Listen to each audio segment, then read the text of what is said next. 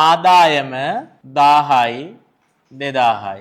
ඉල්ලුම් ප්‍රමාණය 1යි 3යි. මට කියන්න ආදායමත් ඉල්ලුම් ප්‍රමාණයත් අතර සම්බන්ධය මොකද්ද? ධන. එහෙනම් මම මෙතන ලියනවා ආදායම් ඉල්ලුම් නම්‍යතාවය ධන නම් මොකද්ද භාණ්ඩ වර්ගය?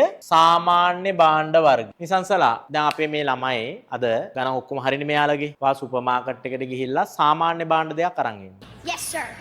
12 seconds later. What?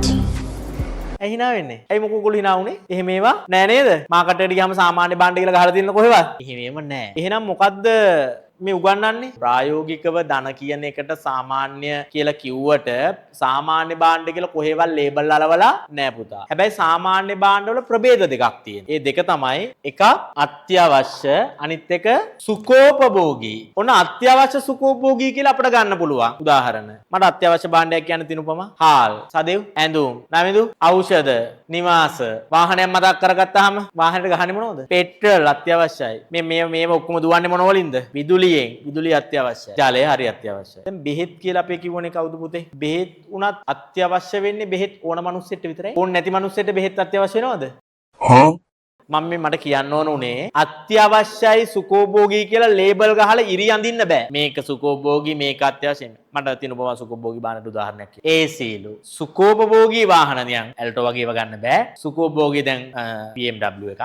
ඒ වගේ. හරි. රත්රන් දියමන්තිනේ ඒ වගේ ඒවා ගන්න පුළුවන් සුඛෝභෝගී පැත්තට. තව දැන් මම ඔබට කිව්වා BMW සුඛෝභෝගී කියලා. Elon mask BMW සුඛෝභෝගීද? පිස්සු දහනේ. ඉලෝන් මාස්ක් BMW ගණන් ගන්න. රත්තරන් බඩු සුඛෝභෝගී කියලා කිව්වා. බින් සල්මාන්ට රත්තරන් බඩු සුඛෝභෝගීද?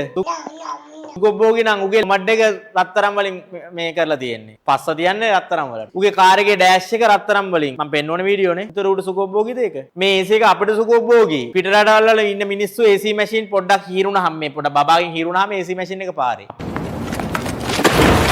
අපිට සුඛෝභෝගී. අපි හේතුව අපි මේ කට්ට අවුවේ වේලෙනා වගේ වේලිලා එන්න අමාරුවෙන් පෑන් එකක් දාගෙන හිටියේ. අපි රුපියලේ සතෙන් සතේ එකතු කරලා හරි අමාරුවෙන් AC එකක් දාගත්තා. අන්න අපිට මාර සුඛෝභෝගී. කවුරු හරි නැන්ද කෙනෙක් ඇවිල්ලා අහනවා ඔයා මාර සුඛෝභෝගී ජීවිතයක් ගත කරන්නේනේ. අපි නේ ගැම්මෙන් ඉන්නේ. අපි කාමරෙන් එළියට යන්නෙත් නැහැ. හේතුව නැන්ද කාමරයට ගෙන ගන්න AC එකක් හයි කරේ කියලා පෙන්නන්න. හැබැයි නැන්ද ඇවිල්ලා තියෙන්නේ මේ ඉතාලියේ ඉඳලා ඉතාලියේ ගහක් ගන්න AC සාමාන්‍ය. තේරුණායි?